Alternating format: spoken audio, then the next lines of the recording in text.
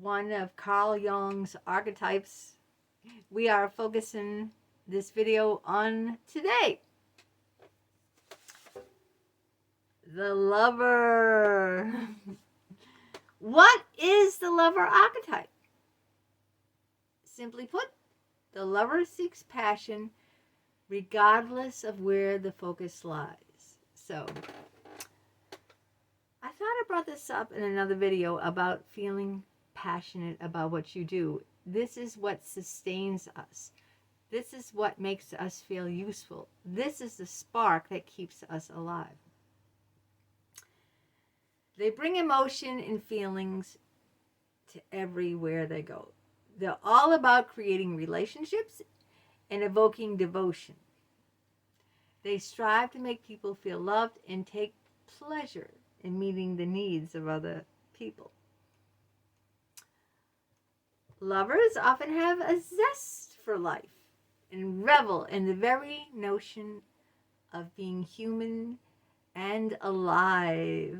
They follow the bliss and want everyone else to do the same. Now, what does the lover archetype do? The lover can play several roles. Now, this is your faithful and passionate person who is all about emotional and physical intimacy, the value of togetherness and collaboration. They're an idealist and believe in the power of love. How many songs are out there about the power of love?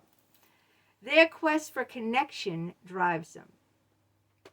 Their biggest fear is being alone and unloved. And I can speak from personal experience as a person who has borderline personality disorder, that my biggest fear is being alone. My biggest fear is being unloved and abandoned. And so that's the whole, that's the number one key component of my mental illness, borderline personality disorder, is that fear of being unloved, of being alone and abandoned. Think of Baby from Dirty Dancing or Charlotte from Sex and the City, who both just wanted to be loved. Now, the romantic. This is your emojo heart, eyes optimist. They love people and want to be sociable and in touch with everyone around them. The lover. They are intensely emotional and seek connections that complete the person they are. Now, I have to say this is very true of myself. Even though I'm not a social person, I did seek to make those connections with my psychologist. That's why I got in so much trouble. Because having that loving connection with my psychologist made me feel complete as a person. I didn't, because I felt so empty, I couldn't be complete on my own as a person, that I needed the love of a man, of an older man, a father figure, a rescue hero, to feel completed. And this was my biggest downfall, needing that. They also are liable to look the other way when challenges arise because they wear rose-colored glasses. And I've done this myself over and over and over again. I could not see how, I was being harmed in these relationships with these psychologists because of my rose-colored glasses. This is exactly, I can identify with this specifically because I could, I just ignored all the glaring bad characteristics of these psychologists because I needed them to be my hero. And no matter how many times my husband tried to tell me they were no good, I didn't listen because I needed them to be my hero. The friend, the lovable sidekick. What's the story without one? This person can be your hero's shoulder to lean on, their sounding board, and sometimes their moral conscience. They're patient and giving and respect the hero without, but they still, they respect your hero while still questioning their questionable decisions. You might recognize this archetype in the relationship between Chewie and Han Solo. Donkey and Shrek. How many people love Shrek? I love Shrek. I think I watched every one of the movies. Yeah, I love Donkey, and I love the relationship between Donkey and Shrek. Or Timon and Pumbaa and Simba from The Lion King. That's another example. The sensualist. What is the sensualist? They live for pleasure and seek out indulgent things. They're the life of the party. That's not me, though. The one everyone wants to be with. You know, the jock. The instigator of mayhem, which can sometimes be their downfall. Too much of a good thing and all that goes with that. When you're thinking about them, think of Don Quixote, Robert Baratheon from, I'm probably not saying that right, from the Game of Thrones. Baratheon? I don't know. Maybe I'm not saying that right. How about the matchmaker? I've played matchmaker with friends. I have, even on my own wedding. I told the band to play this song from my best friend, who is one of my bridesmaids, and our other best friend, Steve Metelsky, he wasn't part of the wedding party, but I had them call their names up. Maria and Steve, this song is dedicated from the bride and groom, so come up on the dance floor and see. I always try to play matchmaker. I always did that. Some people can bring the forces of the universe together to create magic. Enter the matchmaker. They might act in a literal sense when they pair a destined lover up with their mate. But a matchmaker can go beyond that, pairing your hero with a friend who helps fulfill their destiny, or even quests that ultimately serves your hero in their dreams. They recognize patterns of fate. The matchmaker needs to be careful, though. They don't succumb to their own personal agenda. How about Gandalf as an example of this type of lover? When he brings the fellowship together, all of whom end up playing a critical role in the quest to save Middle-earth. Now, what are the typical lover archetype characteristics? Well, let's see. They value beauty and luxury in the world around them. I value beauty and luxury. They want to seem attractive. That's why I do the big hair and the makeup. They want to seem attractive to others physically, mentally, or emotionally. And this is very much me. I always want to appear attracted to others. And all of those, physically, mentally, and emotionally. They enjoy good food, drink, and other pleasures, especially the sensualist. Pleasures of the flesh. Yes, I have to admit, I enjoy food, drink, and those kind of sensual pleasures myself. Are drawn to enticing smells, decadent tastes, and aesthetically pleasing things. And that's more here. Can handle intense emotions and feelings. I have intense emotional feelings that other people can't handle. How about that? I have those feelings that other people can't handle. Have a sense of wonder and enthusiasm for the world around them. Yes, it's very true. I do have the wonder of a child. I have a child's eyes. I'm always questioning things like, why is this? Why is that? You know, like a child does, you know, when they ask all those questions that, you know, why is the sky blue? You know, what are clouds made of? You know, children will ask questions and like will totally perplex adults, like, I don't know, stop asking these questions. But their little curious minds is great. That's a great, you know, it's great to be curious. They're dreamers with active imaginations, and that is me. I am totally a dreamer. I mean, I dream all the time. I've always been in my own fantasy world. People have said that about me. I've always been in the fantasy world. They enjoy trying new experiences and are always trying to live their best life. And that's true. I think we all should live our best life.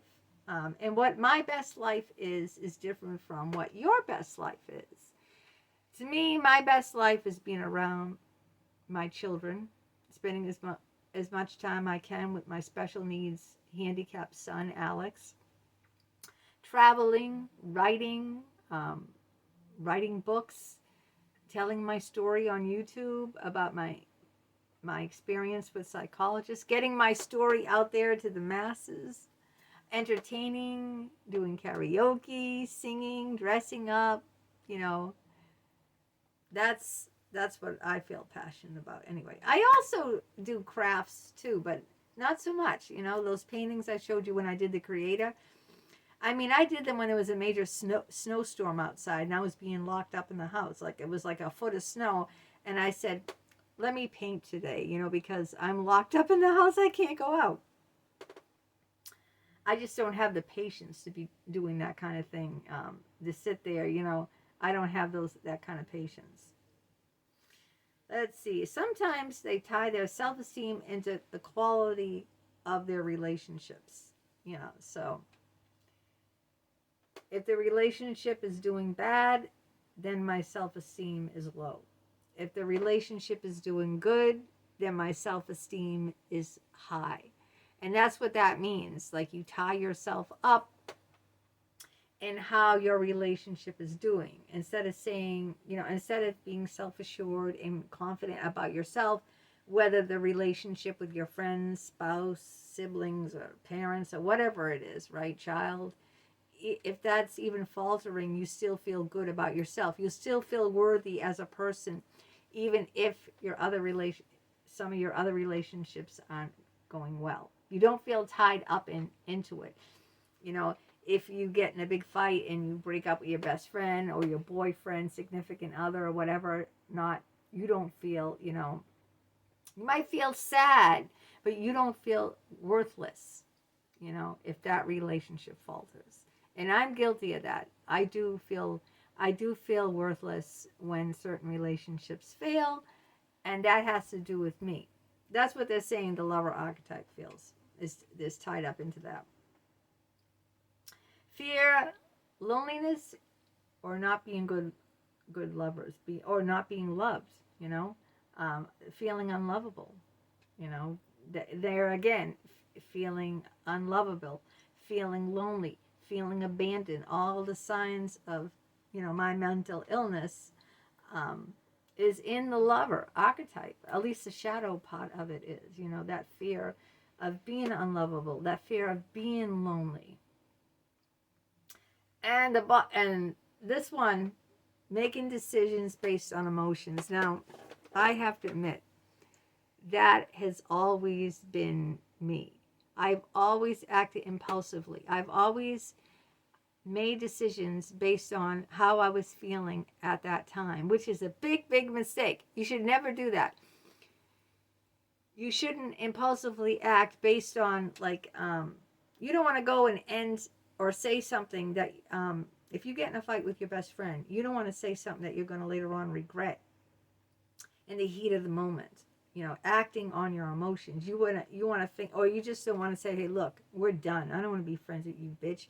You're this rhymes with bore. You know, you don't want to be saying things you can't take back. You might be able to apologize. Just remember this. Even though you can say you're sorry to someone, you can't take back what you said. It's going to be implanted in their brain. So if I get in a fight with my friend and I call her a slut, you know, all you do is sleep around, you know, you're no good except for in between the sheets. If I get emotional and I say those things and later on I feel bad and saying, I'm really sorry I said that, they're still going to remember that. Believe me, 9 out of 10 people, probably 10 out of 10, I don't know. They're going to remember those words, you know. They're not going to forget. Even if they accept your apology, what you said to them is still going to be in their head. And it's going to impact the relationship. So be careful what you say. Think, you know. Don't act on your emotions. Don't say things in the heat of the moment. Don't say things or act or do things when you are emotional. I'm getting better at that now, especially with my son, the one who lives at home, the one studying to be a doctor. I'm getting very careful and well, I'm walking on eggshells, really, but I'm being careful because I know, like with my mother, I know if I say something, if I criticize him in the heat of being angry at him, he's not going to forget it, you know. So I don't do that. I think I say, okay, I'm very angry at him. He didn't help breaking the yard. I can voice that I'm upset, you know, you didn't help out, but I have to be very careful not to call him names. Like my mother wouldn't be careful if she threw the whole kitchen sink at me. But now I'm learning, when I'm upset and angry and emotional, take a step back, you know. Don't criticize. Don't call names, because that's going to kill. That's going to be nails in the coffin of your relationship. Believe me, it's going to destroy your relationship, because those people, anyone, your son, your best friend, your parent, your sibling, they're going to remember that. That's going to come back to haunt you. So, let's see. The negative traits of lovers can manifest themselves in shallowness, obsessiveness. Oh, this is me. I can be shallow, and that I can be, you know, go for the glam look, focus too much on my outward appearance. That's shallowness, and I do that a lot, right? Obsessiveness. I become very obsessive with people. If you read my books, you'll know I've been obsessed with lovers in the past that I just can't let go. Obsessed with psychologists that I just can't let go. Or being overly dramatic. Now, being overly dramatic and obsessive, that's the major characteristics of having borderline personality disorder, you know? They call people with my disorder drama queens, you know? And it is true. I am overly dramatic. You know, now I'm toning it way down. But in the past, I have been extremely dramatic. If they lose themselves in the pursuit of attraction and beauty, sometimes they can become too single-minded in their focus. And this is me all the time. Very laser focused, tunnel vision, you know. They can often end up sacrificing themselves for the object of their desire. Did you hear that? They can sacrifice themselves for the object of their desire, and I have. So I guess I am a lover because I'm all these traits that I'm reading here. Examples of lover archetypes in popular culture. Edward Cullen, the famous heartthrob vampire of the Twilight series. Anyone know the Twilight series? Edward Cullen is a perfect example of the lover. He's been alone for over 100 years and just wants to find someone to love. Enter Bella Swan with her human blood and her clumsy ways, and Edward is a goner. Princess Anna, Elsa's beloved sister from Frozen. How many people like Frozen? Have you watched Frozen? Is also a good example of the lover archetype. She not only wants to find love, she wants to find human connection.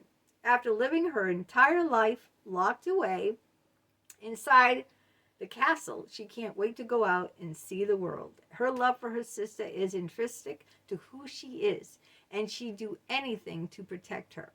Anna does just that when she sets out to save Elsa herself, and in the end offers her life as a sacrifice for her sister. Aww. And how about Samwise Gamgee, everyone's favorite lovable hobbit of Lord of the Rings. How many people are big Lord of the Rings fans? One of my subscribers says, you're mentioning a lot of movies in your archetypes. Now, here's another famous example of the lover. As a sidekick, he is Frodo's indomitable companion who never falters. He's cheerful and kind and patient and would do anything for his best friend. As the two travel to Mordor, Sam never falters in his devotion or love to his friend Frodo. So there you have it.